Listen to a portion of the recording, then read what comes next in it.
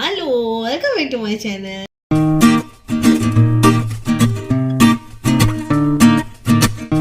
So yes, இன்னைக்கு Saturday. என்ன செய்யலாம் என்ன பண்ணலாம் அப்படின்னு யோசிச்சுட்டு இருக்க பொருளையே மணி 2 ஆக போகுது. இன்னும் ஒரு 15 நிமிஷத்துல 2 ஆயிரும்.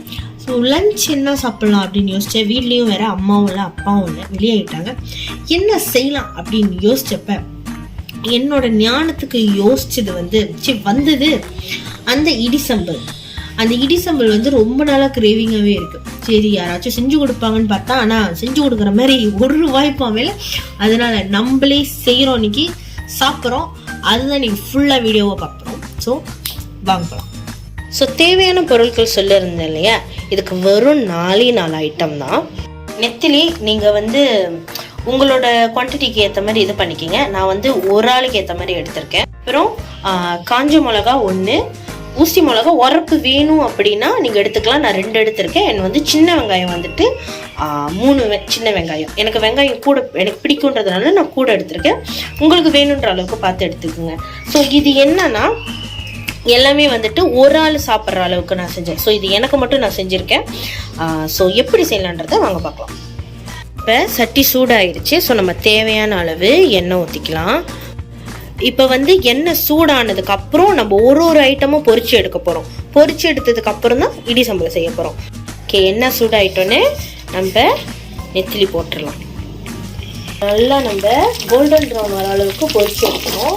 ரொம்ப தீச்சிடாதீங்க, கணக்கான அளவில் பொரிச்சு எடுக்கணும்.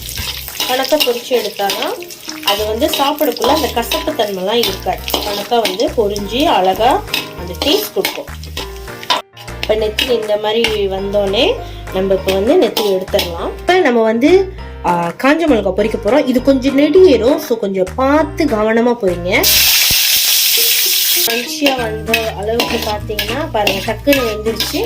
ஸோ அது கொஞ்சம் நேரத்தில் கிண்டிட்டு நம்ம எடுத்துடலாம். சேம் டைமில் இந்த வெங்காயத்தையும் மிளகாவையும் போட்டு நம்ம ரெடி பண்ணி.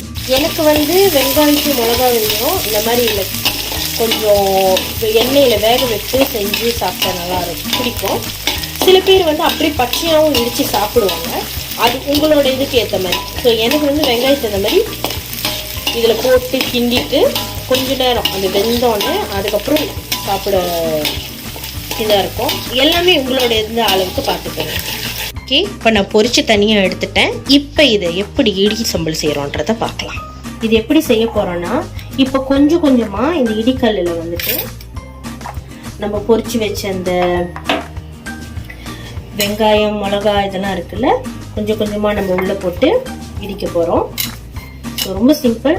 உங்களுக்கு அப்படி லெமன் வேணும் அப்படின்னா நீங்கள் லெமன் கூட ஊற்றிக்கலாம், நல்லாயிருக்கும். பட் எனக்கு லெமன் பிடிக்காது, இது ஒரு மாதிரி புளிக்குன்றதுனால. ஸோ லைட்டாக ரொம்ப இடிக்காமல் அப்படி இப்படின்னு போட்டு கிண்டி இது பண்ணிக்கலாம். நான் ஒரு ஆளுக்கு செய்கிறதுனால கொஞ்சம் ஈஸியாக இருக்குது. நிறைய பேருக்கு செஞ்சிங்கன்னா ரொம்ப இதாக வரும். ஸோ நீங்கள் கொஞ்சம் பார்த்து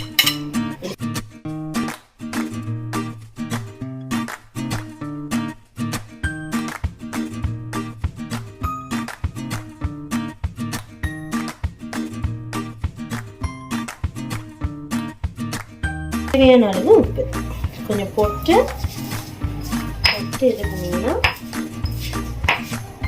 இது சம்பல் ரெடி. இதை இப்படி ஒரு சின்ன மண்ணில் வச்சு வச்சுக்கணும்.